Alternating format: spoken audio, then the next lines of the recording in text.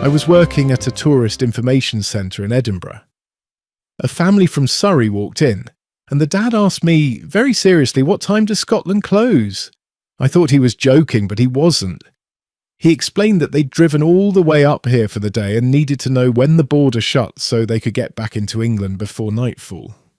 I gently explained that Scotland is a country, not a theme park, and the border is open 24 hours a day. He looked genuinely surprised and muttered to his wife, "Well, that's convenient, isn't it? They make it seem like such a big deal on the news." My cousin from Manchester was planning a weekend trip to Wales. She asked me if she needed to exchange her pounds for Welsh money.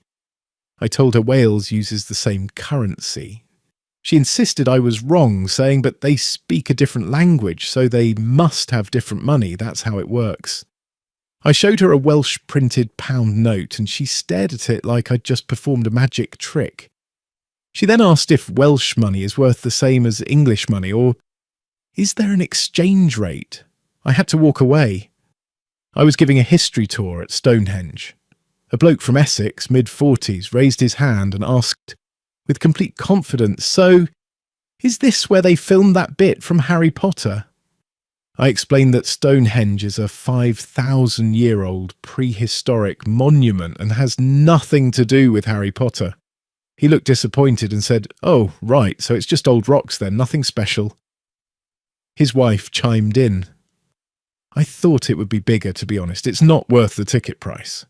They left a 1-star review complaining that Stonehenge didn't have a gift shop big enough. A colleague of mine from London was completely baffled when I mentioned I was from Northern Ireland. She asked, "So do you need a passport to come here, or can you just swim over?" I explained that Northern Ireland is part of the UK. She looked at me blankly and said, "But it's got Ireland in the name, so isn't it part of Ireland?" I tried to explain the history, the partition, the Good Friday Agreement. She cut me off and said, "This is too confusing. Let's just agree it's complicated and leave it at that." She genuinely thought Northern Ireland was a foreign country and that I was some sort of immigrant. I was working at the Tower of London as a tour guide. An elderly woman from Kent asked me very earnestly if the Queen still lives here. I told her the Queen lived in Buckingham Palace and Windsor Castle, and that the Tower of London hasn't been a royal residence for centuries. She refused to believe me, saying, "But it's called the Tower of London. The Queen of London must live here."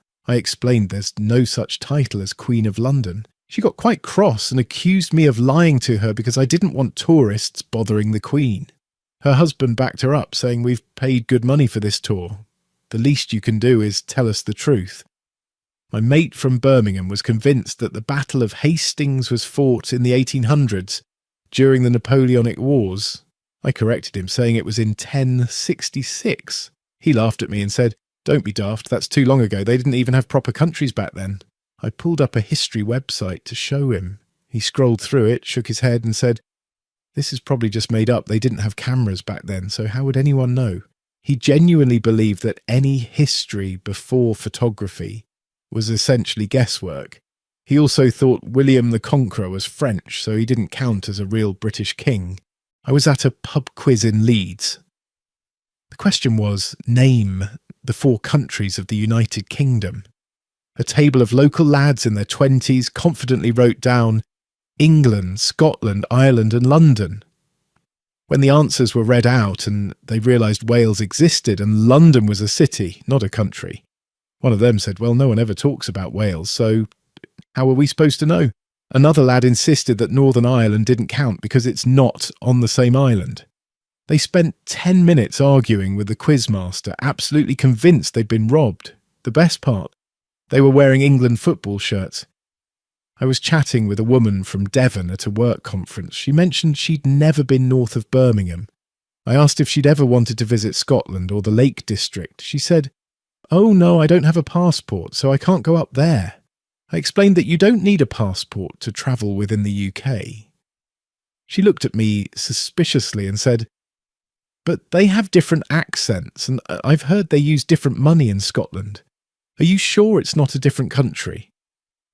I assured her it wasn't. She still didn't seem convinced and said she'd rather just holiday in Spain, where at least she knows what to expect. My uncle from Essex was absolutely convinced that Hadrian's Wall was built to keep the Scottish out during World War II. I told him it was built by the Romans nearly 2,000 years ago. He waved me off, saying, "Romans didn't build anything in Britain, we built everything ourselves." I tried to explain Roman Britain, the occupation, the legacy. He interrupted and said, "If the Romans were here, why don't we speak Italian then? Checkmate." I asked him why he thought Hadrian's Wall existed. He said it was probably built by Churchill to stop the Germans invading from Scotland.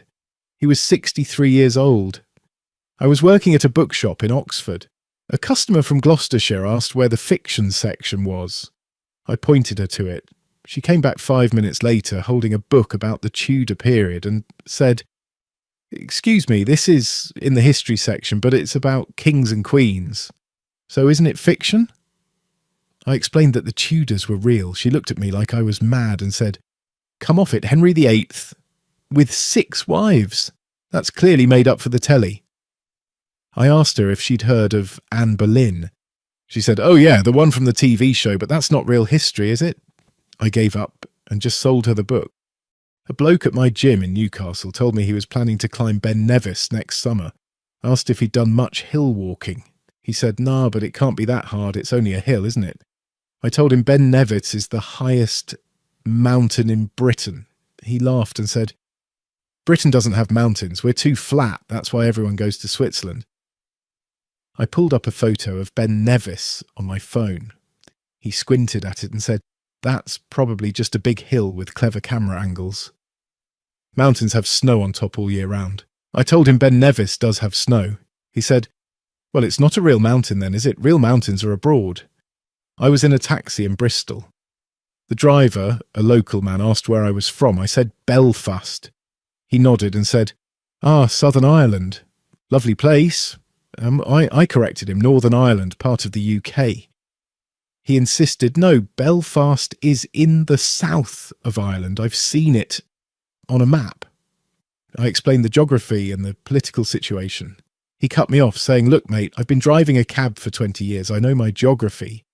Belfast, Dublin, same thing, all Southern Ireland."